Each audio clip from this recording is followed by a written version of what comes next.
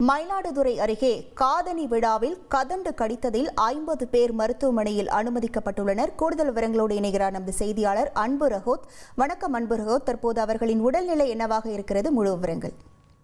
நிச்சயமாக மயிலாடுதுறை அருகே கொர்க்கை என்ற கிராமத்துல மாலதி அவங்களுடைய உறவினர்களான அந்த அபிநயா, அபிஷேக் அவருடைய குழந்தைகளுக்கு காதணி விழா நேற்று மாலை நடைபெற்று இருந்திருக்கிறது.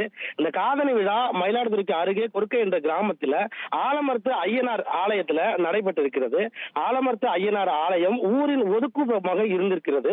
இந்த ஒதுக்குப்புறமாக உள்ள கோவிலில் பலரும் வழிபாடு செய்வது சற்று குறைவு, எண்ணிக்கை என்பது சற்று குறைவு. அதனால் அந்த இடத்தில் இந்த கதண்டு கூடானது இருந்திருக்கிறதை அறியாமல் காதணி விழாவுக்கு பொங்கல் வைப்பதற்காக சென்றிருந்த உறவினர்கள் பொங்கல் வைப்பதற்காக எரியூட்டியிருந்த அந்த புகையானது கதண்டு கூட்டின் மேல பட்டதனால் கதண்டு ஒவ்வொன்றாக பெருந்திரளாக அங்கிருந்த உறவினர்கள் 30க்கும் மேற்பட்ட குழந்தைகள் உட்பட 30க்கும் மேற்பட்டவர்களை கடித்திருக்கிறது. இதனால் அவங்க சென்றிருந்த வேனிலேயே உறவினர்கள் அனைவரும் அருகில் இருந்த அரசு தலைமை மருத்துவமனைக்கு சிகிச்சைக்காக அனுமதித்தனர். நேற்று அனுமதிக்கப்பட்ட உறவினர்கள் 30க்கும் மேற்பட்டவரை இன்று காலை மருத்துவத்துறை உயர் அதிகாரிகள் சந்தித்து அவர்களுக்கு அளிக்கப்படுகின்ற சிகிச்சை குறித்து விசாரித்தனர்.